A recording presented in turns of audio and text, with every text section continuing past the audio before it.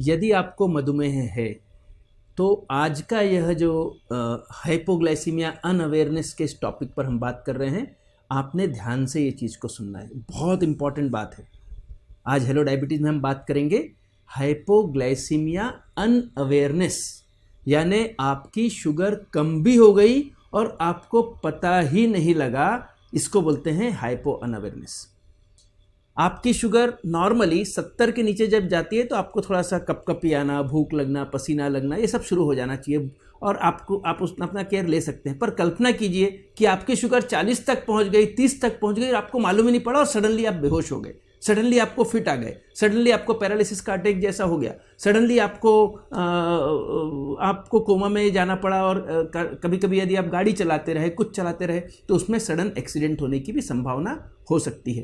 तो जो मधुमेहियों में ड्यूरेशन ऑफ डायबिटीज़ ज़्यादा होता है, जो लोग ज़्यादा इंसुलिन लेते हैं, जिन लोगों को का शुगर बहुत ज़्यादा टाइट कंट्रोल होता है, ऐसे लोगों को यह अनअवेयरनेस होने की संभावना ज़्यादा होती है।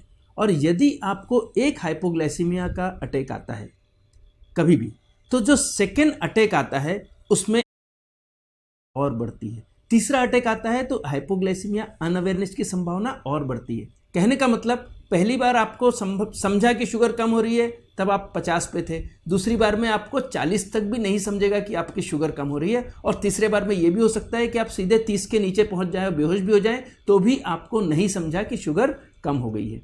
और मेनली जो लोग हाई डोज ऑफ इंसुलिन लेते हैं उन लोगों को संभावना ज़्यादा होती है। हाइपोग्लाइसीमिया अनअवेयरनेस हमारे शरीर में ऑटोनॉमिक न्यूरोपैथी एक कंडीशन होती है, ऑटोनॉमिक नर्वस सिस्टम होता है, उसकी न्यूरोपैथी के कारण होता है कि आपका सिस्टम आपका शरीर पहचान नहीं पाता कि आप लो शुगर में जा रहे हैं, और इसीलिए आपको समझ में नहीं आता।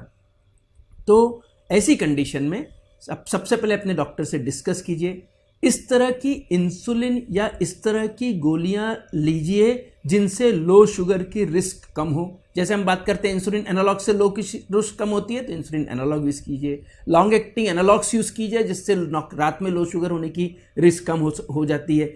तो एक वो चीज़ हमने करना चाहिए। दूसरी चीज़, हर हफ्ते में कम से कम एक बार रात का 3 का शुगर चेकअप करना चाहिए।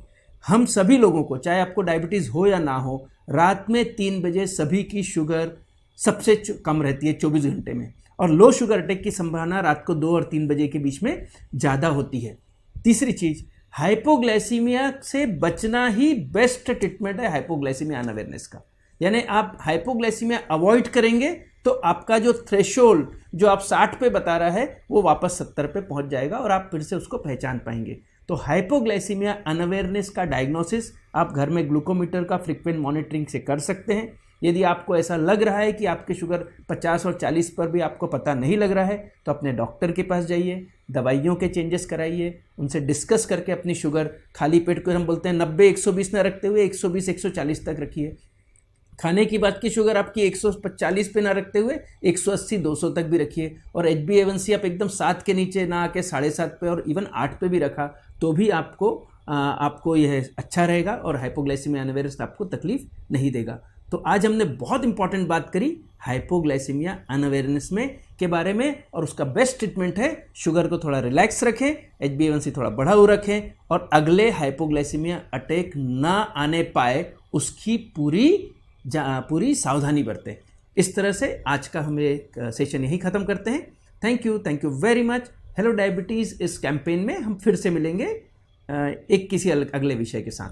धन्यवाद।